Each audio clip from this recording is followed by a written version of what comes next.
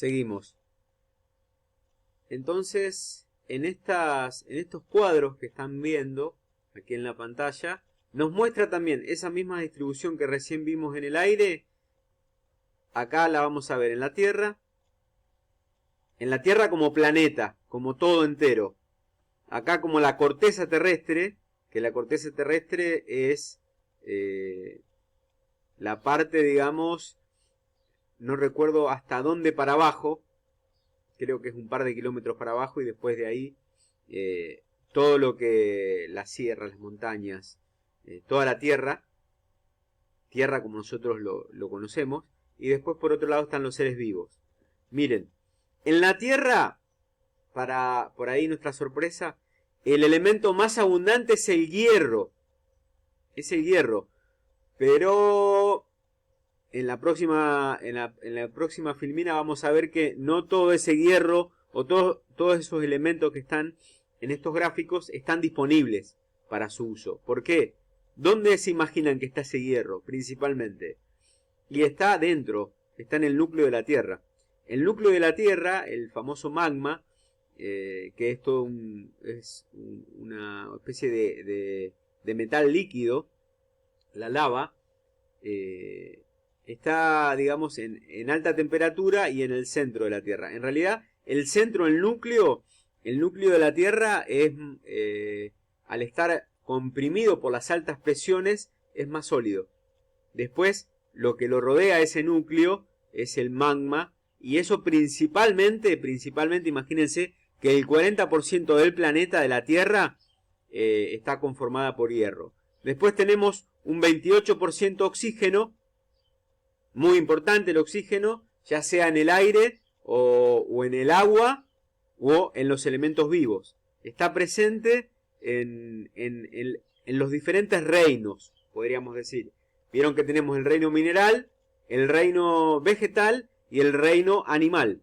Está presente en esos tres reinos, en diferentes proporciones. El oxígeno muy importante. Y después, acá, el ¿qué es? El silicio. ¿Qué es el silicio? El óxido de silicio, ¿qué es? Es la arena. La arena es muy importante, que conforma el 14%, miren.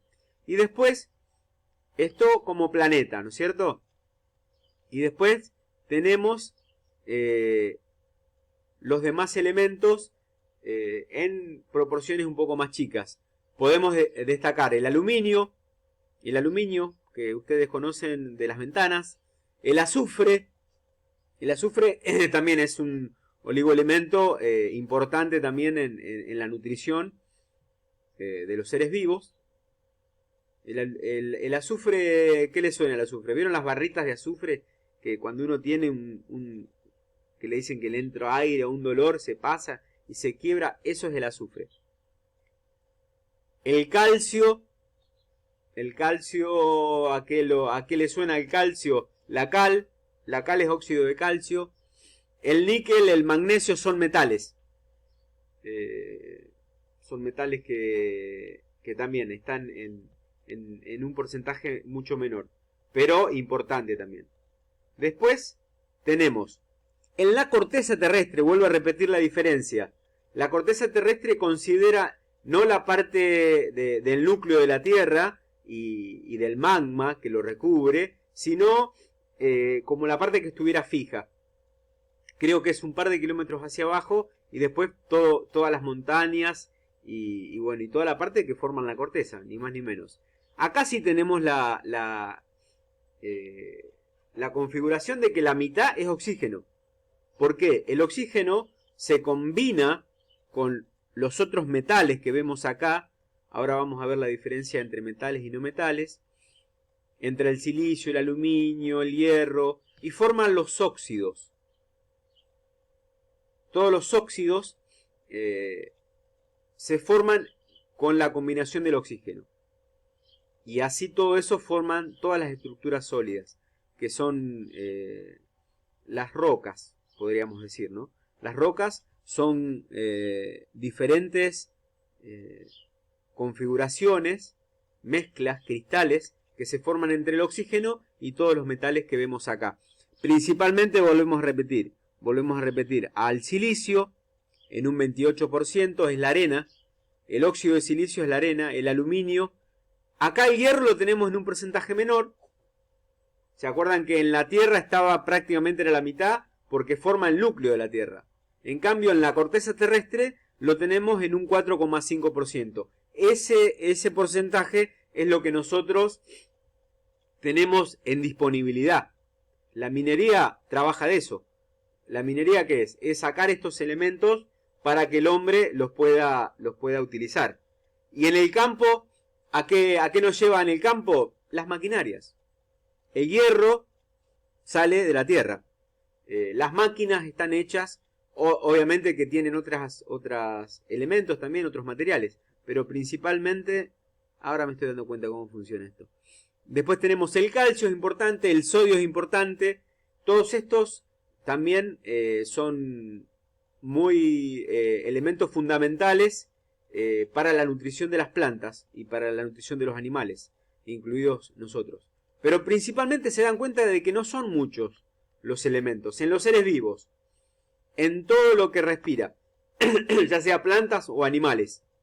Los principales elementos, volvemos a repetir, es el oxígeno en un 65%, el carbono, acá es importante el carbono, entra el carbono en los seres vivos, forma hasta en un 20% estamos formados por carbono. Y acá entra el tema de la química orgánica. La química orgánica es el estudio de la química del carbono, que ya vamos a ver por qué es tan particular. El hidrógeno también es importante, en un 10%, y después el resto es un poquito menor. Entra el nitrógeno también, que se puede considerar, y después el calcio y el fósforo. Esto nosotros en química le llamamos chon. ¿Por qué chon? Porque es carbono, hidrógeno, oxígeno y nitrógeno. Esos elementos conforman prácticamente el 90% de todos los seres vivos. Entonces, si tendríamos que nosotros por ahí hacer la fórmula química de un ser vivo, eso es muy complejo, porque no se puede hacer una reducción de esa manera. Pero si reducimos a los elementos que está conformado, tenemos esos principales elementos. Esta tabla es muy interesante porque es como, verán que tiene como la forma de la tabla periódica, están ordenados en la forma de la tabla periódica, pero los colores y los tamaños tienen que ver con, el tamaño tiene que ver con la disponibilidad en la naturaleza de ese elemento. Por ejemplo, acá tenemos el hidrógeno, habíamos dicho que había mucho, el nitrógeno también porque está en el aire, el oxígeno principalmente está en casi todo, digamos, en el aire, lo tenemos en el agua, lo tenemos en la corteza terrestre. Y los colores significa la disponibilidad. ¿Cuánto queda? ¿Es suficiente? Hace la pregunta ahí, ¿no? Entonces, los que están en rojo, acá pueden ver, es grave riesgo en los próximos 100 años. A ver, y algunos metales, por ejemplo, están en riesgo la plata, el zinc, acá los tenemos, ¿no? El zinc, esto es germanio, galio, esto es estaño si no me equivoco, la plata, bien, el helio también, el helio es un gas raro que se le llama.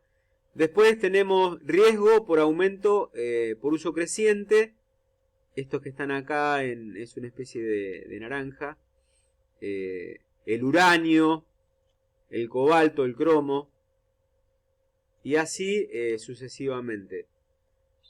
Los que están en verde es que hay disponible en abundancia.